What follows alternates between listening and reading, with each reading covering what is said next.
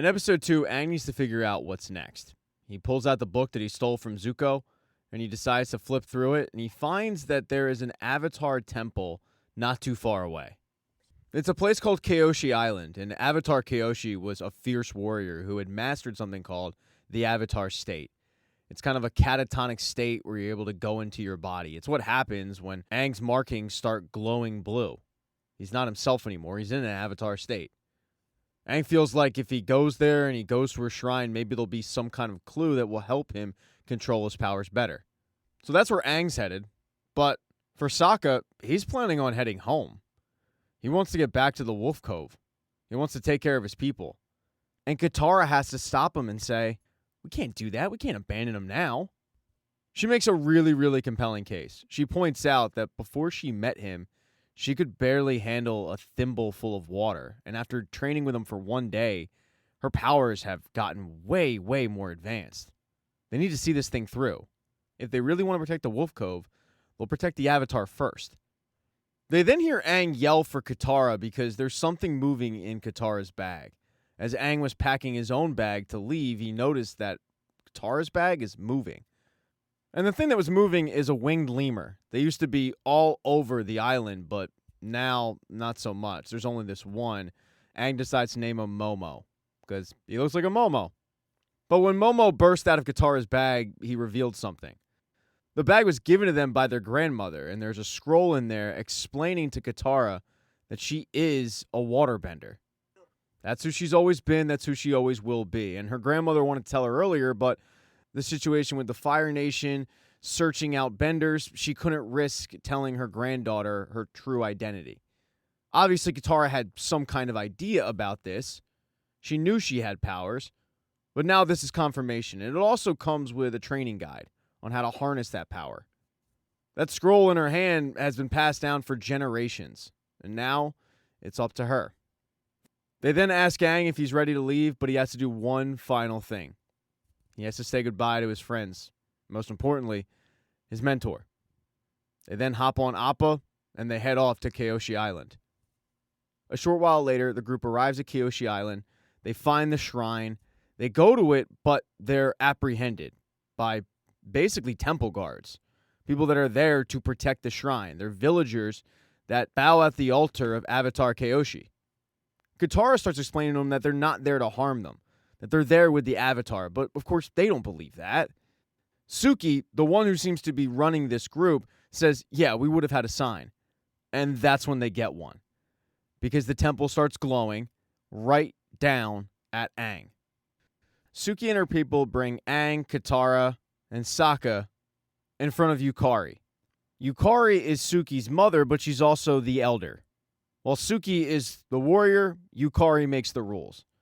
And she explains to the three of them that for 100 years, Kyoshi Island has stayed a safe space because they've stayed out of other people's business. They don't allow visitors. Aang tries to explain to her that they're not there to do any harm. He just wants to learn about Avatar Kyoshi. But Yukari points out that they might not be there to do any harm, but the next people might be. They can't make any exceptions for anybody. The island is closed to any visitors. Aang, however, makes a really compelling pitch. He tells Yukari that where he's from, people help each other. And he doesn't know what life's been like for a while because he wasn't there. But he figures that if he learns how to be the Avatar, maybe he can bring that lifestyle that he grew up with to other places. Listening to this, Suki gets down and whispers in Yukari's ear, what's the harm in letting him look in some books? I mean, if he is the Avatar, how can we turn our back on him? And Yukari just thinks that she's being a young, naive girl. But Suki reminds her, I'm not too young. I just haven't seen the world. And she hasn't seen the world because it's been closed because of what's going on. That gets Yukari to agree that they will open the village to guests for 48 hours. As they head out of the meeting, Sokka really tries to chat up Suki. I mean, he is smitten. He feels like they have so much in common because they both protect their villages, they're both warriors. But she reminds him pretty quickly that they might be both technically warriors. They're not the same. She is a Kyoshi warrior. # built different.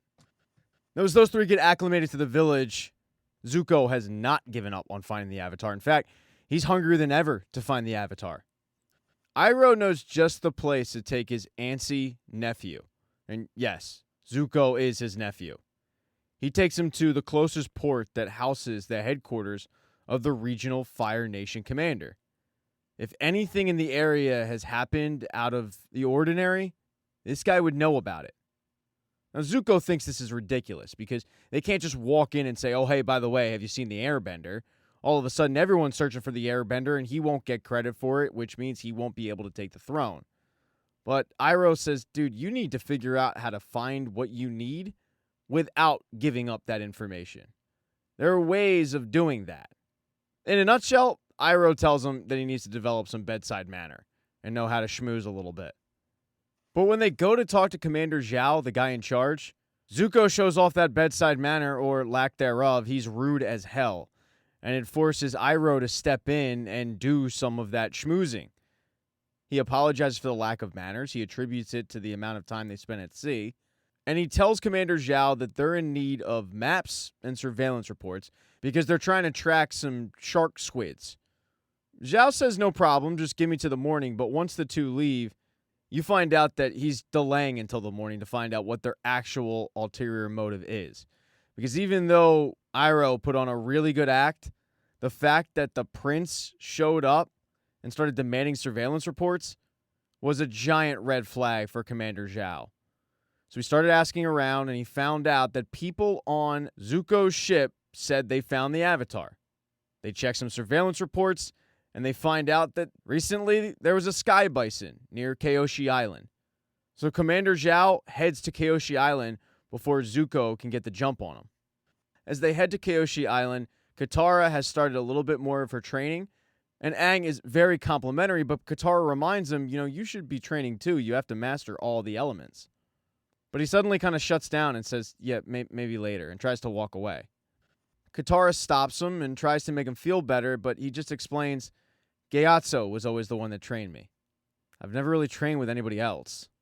Katara, though, looks at him and smiles and says, it's fine, we'll do this together because we're not going anywhere. The two of them then head back in the village and they start eating, but a couple of the village kids come up to Aang and say, we heard you were an airbender? And he's more than happy to show off his skills. And as he's doing so, Katara looks at Sokka and says, this is his power. His ability to connect with people. That's his true gift. His connection, his ability to build bridges, that's how he's going to be the Avatar. As Aang is showing off those powers, though, Suki and Yukari are watching from a distance, but Yukari looks at Suki and says, this boy, he may be entertaining, but he's dangerous. And the sooner he and his friends are off the island, the better. A short while later, Aang and Katara go off to the temple to read those books on Kyoshi. But when they look through the books, there's no hints on how to harness some skills or even become the Avatar. It's got Aang more confused than ever on how he's going to stop the Fire Nation from hurting people. But that's when Katara finds something that's really going to help him out. In one of the books, it says that the current Avatar has all the previous Avatars inside of them.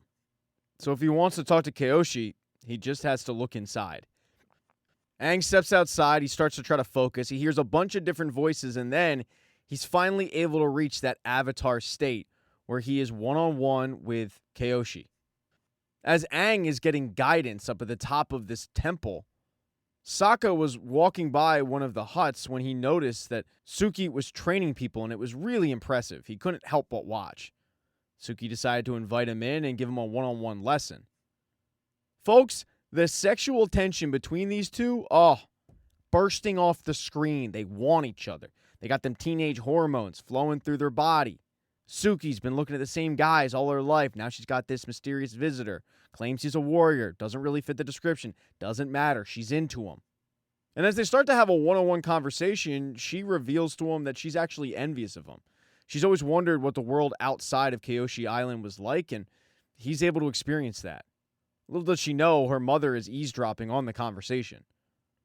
Suki and Sokka get really close to kissing until panic sets in because the alarm bell rings. Kyoshi Island has visitors, and not the good kind.